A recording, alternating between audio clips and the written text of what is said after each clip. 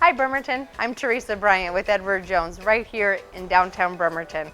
I've been with Edward Jones for over 19 years and I'm excited to be a trusted resource for you. I get asked often how I can help them plan for retirement or other financial goals or just simplifying the conversation of investing.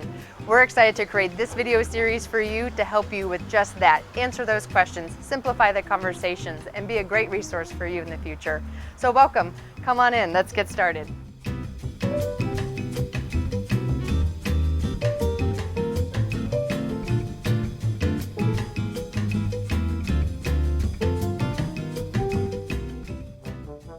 So exactly how does a person start planning for a successful retirement? Where should you get started? Well, today we're going through a series of different videos to help you with those questions that you may have and others have. They are for retirement accounts. They are the employer-sponsored accounts, which sometimes are called a 401k or possibly a TSP. The other two most common account types are traditional IRAs, and the third would be the Roth IRA. So I'm excited to start with you and share with you what an employer-sponsored retirement account is.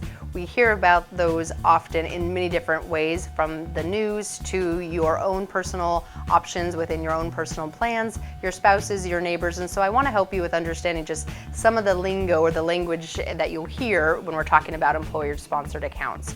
So I've created this box that you've seen, and this is my employer-provided retirement account box. And I'd like to share with you that some of the different names you may hear. So a 403B is another type of an employer-sponsored retirement account. Those that might have a 403B would be those that work with the school districts or with maybe a hospital. Those are the entities that usually sponsor a 403B plan. On this side here is something that most of you have heard. It's called a 401k. Now a 401k is offered to most employees, especially if they're in more of the public sector. Most businesses offer 401ks, and pretty much any business around the area can offer a 401k to their employees. And again, the 401k as well as the 403b, just as another FYI for you, are just IRS codes about the information about how they are put together.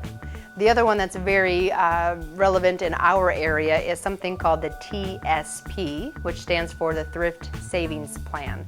We're very much a part of our military and we appreciate them very much, and one of their retirement plans that they have the ability to contribute into is a TSP. So those are the three most common types of retirement accounts that are sponsored by your employer that I would highly encourage you to learn a little bit more about those, and there's many people that can be a resource for you, but we'll continue to give you some other pros and cons with working within an employer-sponsored account.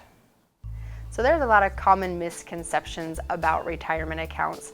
The first biggest misconception that I ever get asked is, how does my retirement account perform? What's the performance? What's the interest on that? And I want to make sure to let you understand is that there is no investment of this type of an account. This account here, this cardboard box, is not an investment itself. It's an account type. We'll talk a little bit more in the future about the Roth accounts and the traditional accounts and the 401k accounts specifically. There are pros and cons of each of those ideas. But again, just number one, each of the accounts are just that. They're an account type. They're like a cardboard box. We can put many types of investments inside of them, but themselves are not an investment, and that is the biggest misconception right there. As I was mentioning, this is a benefit that your employer provides to you. This is not something that you can actually go get on your own. You could not walk into my Edward Jones office or another local office and ask to participate in a 401k. This is definitely by your employer. The other account types I've talked about at the beginning of this series, the traditional or the Roth accounts, which we will definitely talk about here shortly, are something you can do individually, but this one you cannot.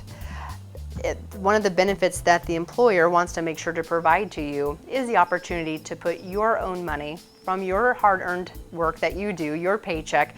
That money will then go inside this box before you pay taxes on it.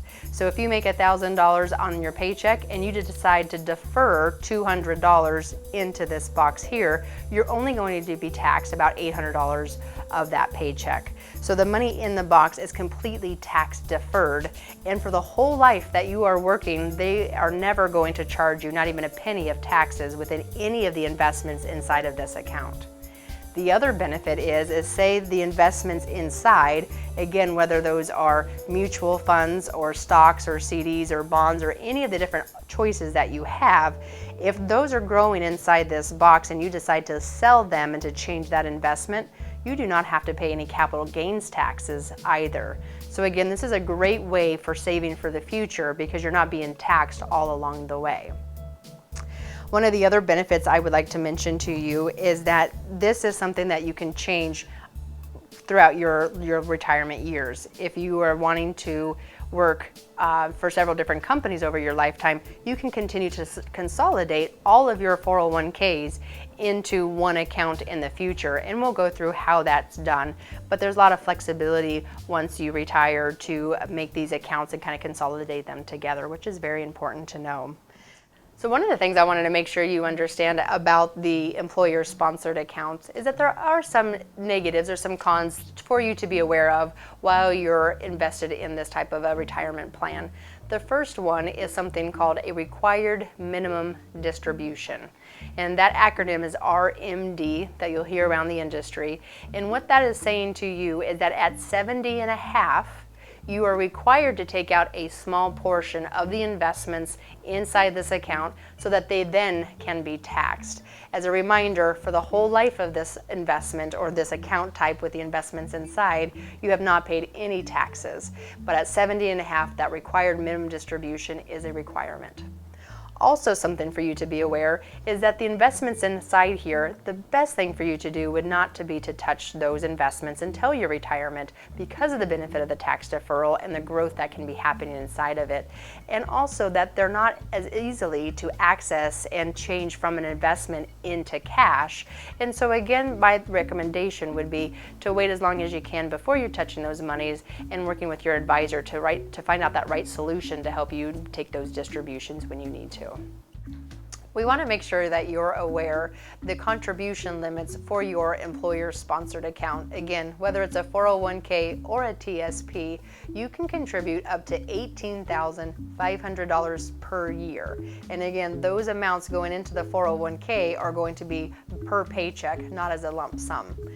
If you're over the age of 50, they will allow you to add an additional $6,000 into your 401k as a contribution. They call it a catch-up contribution as you're getting closer to retirement.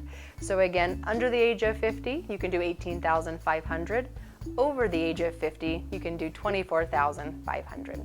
We wanted to make sure that you understood that, as it's very important to be aware of. All right, just to give you a quick little summary to make sure we're all on the same page, the employer-sponsored account is just that, an account type. It's not an investment itself. Many different options can be inside the box that your employer will have a list for you in regards to the options you have. While the money is inside the box, you pay zero taxes on anything inside the box. At 70 and a half, you'll be required to take out just a small portion of that investment in the account. And from there, this is deferring taxes for you, compounding growth. You're putting your deferred dollars into the box with every paycheck, possibly being matched by your employer, and this continues to grow for several years until you are closer to your financial goals and getting to retirement. So keep in mind that not all retirement accounts are the same, and it's very important for you to sit down with someone you trust to make sure that they understand what your goals are and then can help you and partner with you. Whether that's myself here at Edward Jones, maybe a CPA that you're currently working with, or even someone at your employer's office that helps you with your 401k, TSP, 403b, whatever it could be, they need to sit down and make sure to help you with those conversations. Thanks again for watching our Part 1 series on understanding the common retirement accounts. Be sure to check us out online for other videos, as well as on the BKAT Vimeo archive, where we're discussing the other different account types like traditional IRAs and Roth IRAs as well. Until then, let's get your money working for you.